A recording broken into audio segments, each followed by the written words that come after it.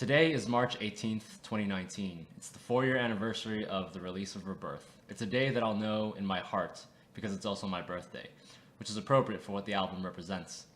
That wasn't something that I planned to do when I started writing these songs in October 2014. In fact, if I had continued working on this album instead of stopping to finish Insomnia that winter, it probably would have been completed by December. But I remember that it was very important for me to focus on Insomnia because I felt my music was taking a major turn at this point, and had I not forced a break from Rebirth, I think I would have kept going and worked on Origins instead. And I can't say for sure whether or not I would have ever picked back up with Insomnia, which would have been a shame because that's the first album I ever started writing, so it has great personal value in that respect. Looking back, it's kind of tough to decide whether or not it was the right decision. October of that year was probably the most creative period of my life. It was inspired by a major change in my personal life after I spent some time reading different philosophical works and grew to develop a new understanding of my own personal philosophy. The big difference was that I was truly happy during this stretch. The positive outlook is reflected in both Rebirth and Origins. I felt like I was writing a new song every week, and I'd have weekend-long writing sessions. It was pretty amazing, actually. Insomnia, on the other hand, was born out of, a dark time, my misery and personal struggle with insomnia. And the writing process had been protracted, dating all the way back to 2012. So I felt I was beginning to lose touch with that album, but still had a desire to complete it before moving on with my life. As a result, I now think that both Rebirth and especially Origins may have suffered a little bit, because by the time Insomnia was released in January, some of that spark from October had already faded away.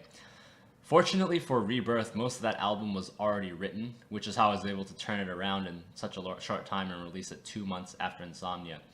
In fact, I think the album was already recorded by the end of February. It was at that point that I realized I could hold off on releasing it until my birthday, because the entire concept of the album revolved around my rebirth as a musician and as a person. Origins, on the other hand, was more or less just a concept, and by the time I was ready to write that album, I think I'd burned a lot of the flame out because of how much I had done in such a short period.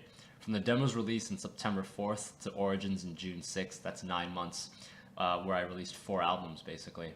On top of that, I was still very active making videos. I had weekly content coming out, if not more frequently than that. But I guess these are stories for another day. When Rebirth was finished, I was actually very happy with how it turned out. I thought the songwriting was much better than everything before, and I was able to take all the lessons I learned from working on the previous 2 albums to improve the recording and production process. I remember developing a modified vocal style that allowed me to record all the vocals in 1 hour, most of them in a single take, which was very important to me in maintaining the improvised feeling that I wanted to present on this album. Not that I think they particularly sound great, but that really wasn't something that was important to me at the time.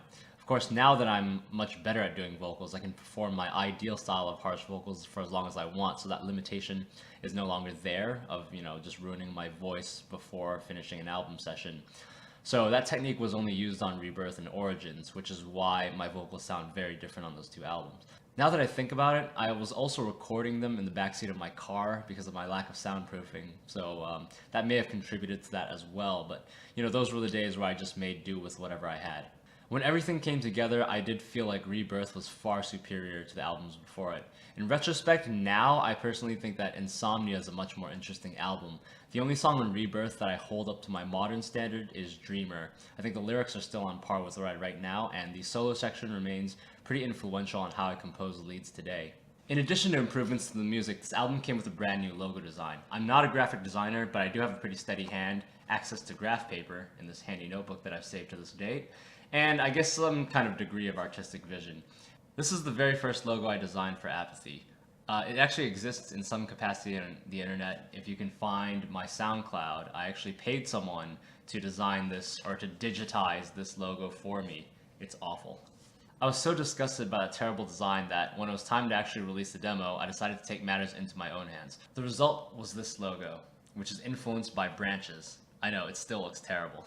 Since that logo ended up being such a failure as well, when it came time for Insomnia, I decided to radically redesign the logo again, this time to match the theme of waves. You can actually see on this page, I've already been working on Origins and was trying to plan different designs for that as well. But this ended up being the model for the cover of Insomnia. In my mind, I always saw Rebirth as an inversion of the demo. Musically, it was open as opposed to being closed, positive as opposed to negative. So my idea of the cover was to invert the scheme and make it a white background. On the redesign for Rebirth, which I'm holding right here, I decided to sharpen all the edges and drastically change the design of the letters P and the letters H, which always bothered me with the logo on the demo. I always hated how it looked, as well as on Insomnia as well. There was just something off-putting about it. In this new design, there's much better rotational symmetry with those letters. I flip this upside down. Obviously, it doesn't say Apathy this way, but the concepts are there, you know, with the H and the P reflected against one another. And obviously the A and Y are the same exact letters. That's how this design came about in the first place. I like this logo so much that I only made very slight modifications when I brought it back for return. As you can see here in this comparison, I tilted the P. I made things a little bit more sharper, and I also tilted the T towards the other way. So the angles, the parallelness between these lines were more so preserved in the return logo than in the Rebirth logo, where I didn't really give thought to them. So all these videos combined, that's basically the story of Rebirth. The main importance of this album is that it really opened up my willingness to experiment with new musical ideas, in this case mostly the blues. It greatly expanded my understanding of rhythms and led to more creative drum sequences as well. And the biggest lesson I got out of this was to just let the music flow. On previous songs, I would second guess whether an idea would work or not. I'd constantly go back and change things long after writing them. For example, the original version of Obsidian Heart, which you can find on my SoundCloud with that really terrible, like, squiggly logo, actually had a guitar solo, which I ended up replacing with a tremolo pick lead because I didn't think it was black enough to have a guitar solo. The songwriting process on Rebirth was to accept whatever came to mind. That's how I ended up with a dual jazzy guitar and bass solo with freeform drums at the end of Dreamer. Still one of the best decisions I've made to date. On a closing note, I've made pretty good progress on the new album. The initial songwriting draft for guitars and lyrics are almost done. Once the drums and bass are finalized, the whole album is going to get a second pass. This is a first time thing for me. In the past, when an album was done, it was done. I accepted that a one-man production was never going to sound great. So for me, good enough was really good enough.